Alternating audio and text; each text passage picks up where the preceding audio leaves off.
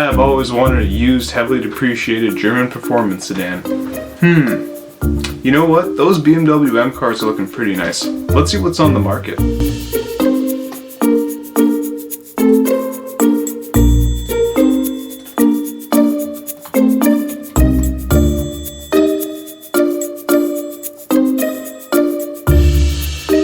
Ooh, a BMW V10 M5 for only $12,500. What an amazing machine. Thank God, do they sound good.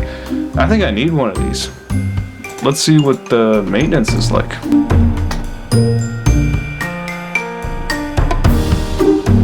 Alright, let's see what some owners have to say about their V10 M5s. So one person said, rod bearings and SMG transmission costed me a fortune. Ooh, okay, sounds a little expensive. Another person says that they paid twice as much in repairs as they did for the car. Okay. Third person says that they went into bankruptcy, lost their wife, and now they're homeless because of this car? Okay, maybe the V10 M5 isn't for me. You know what though? The older E39 M5 is an absolute gem. Let's take a look at one of those. Oh my, what a beautiful car. And look at that, it's got a 6-speed manual transmission. And it's only got 48 Ks. Wow, that is really low. I wonder how much they're asking. $84,000? That has to be an outlier. There's gotta be something cheaper. I know, the BMW E36 M3. That has to be the cheapest BMW M car. Wow, this is pretty nice. Ooh, it's even got the 6-speed manual. And it's also got the Vader seats. Yeah, this car is in really good condition. I mean, it's pretty simple, but I think it gets the job done. Let's just see how much it costs. I'm sure it can't be more than $8,000.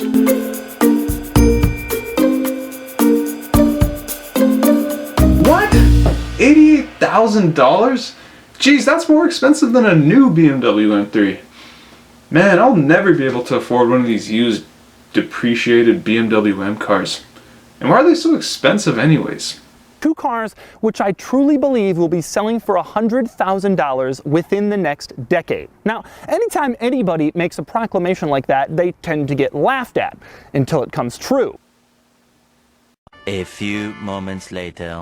You know, there's got to be some alternative that the enthusiasts haven't driven the value up yet enormously. Let's take a look. Wait, hold on. Could this be it?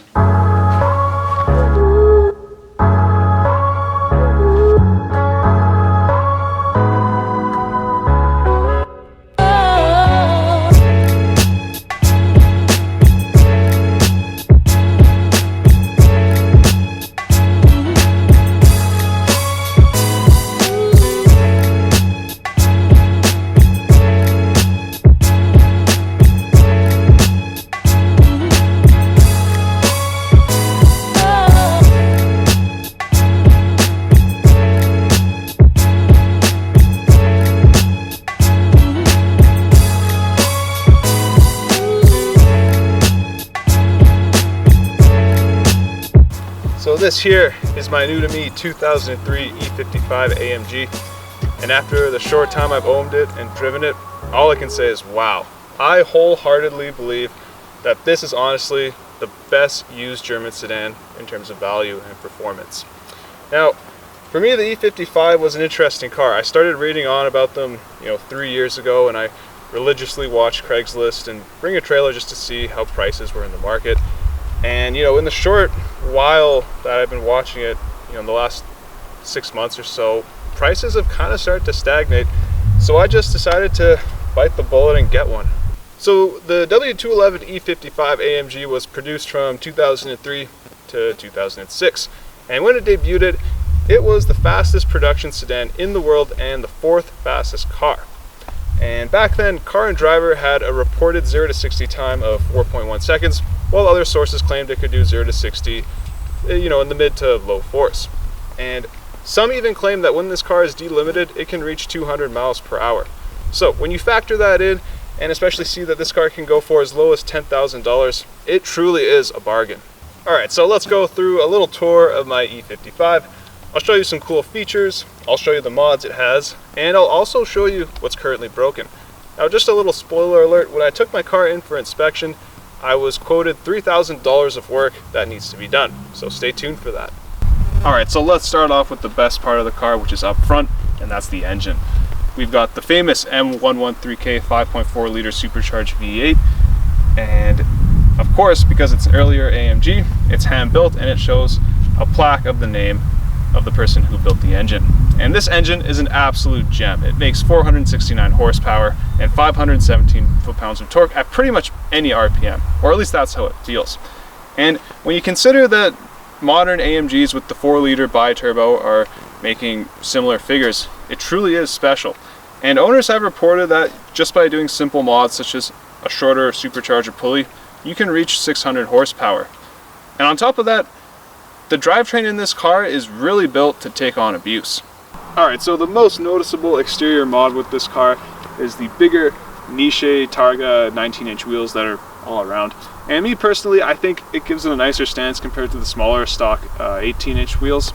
And I do have the smaller stock 18-inch wheels, but I think I'll roll with the Niches for now.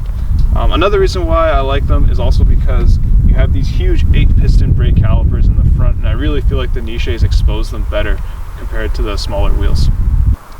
Moving on to the back, as you can see, the previous owner added a bit of carbon fiber. You can see it's got a rear diffuser right here and this rather aggressive rear lip spoiler thingy. Now I know many of you might not like it and think that it ruins the subtleness that the E55 is known for, but I personally like it. I think it looks a little bit more modern. And it also has the W211 E63 taillights, and I think it looks more appealing than the normal E55 taillights. Up front we've got this carbon fiber splitter, and one common mod that E55 owners do is they swap in the front bumper from the E63 to give it a sharper look.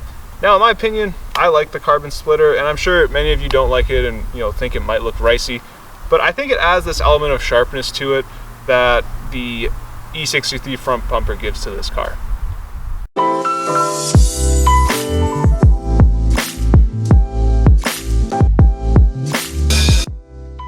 Alright, so moving on to the interior, it's pretty standard as far as the normal W211 E-Class goes, but because this is an AMG, you do get a few nicer features. And the best feature by far in the interior is these black Nappa leather AMG sports seats. They're heated and cooled, and they can also give you a massage, which is pretty crazy for 2003. Anyways, aside from that, it's also got dynamic bolsters in the seats, which inflate and you can feel move around to keep you in place when you're taking a corner.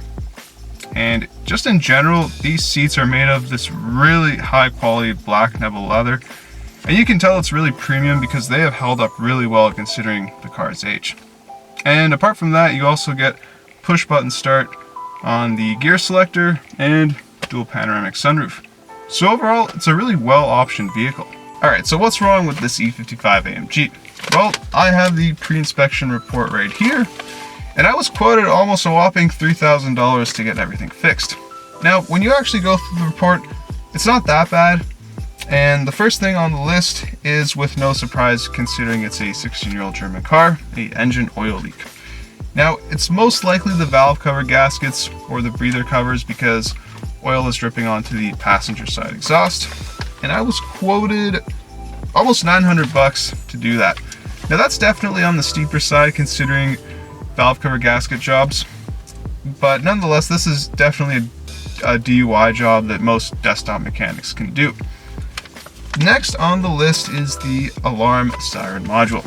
Now this is a common problem with Mercedes-Benz of this era. Essentially what happens is that when you go to lock or unlock the car, it doesn't beep, and this is also a pretty easy do-it-yourself job that, like I said, most desktop mechanics can do, and there are definitely guides out there on the internet to do so, and I was quoted almost $500 for this job.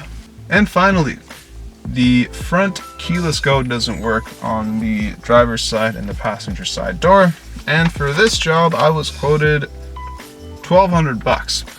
Now most of it comes from the fact that you have to get new door handles and you have to repaint them, but overall, pretty expensive.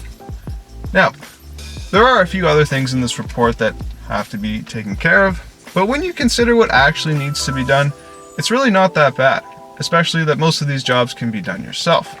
And honestly, I was pretty lucky with this car because most expensive jobs that have to be done on the E55 have already been taken care of. For instance, all 4 corners of the air suspension have been replaced, and the SBC brake pump has also been replaced, and also the intercooler and the fuel tank.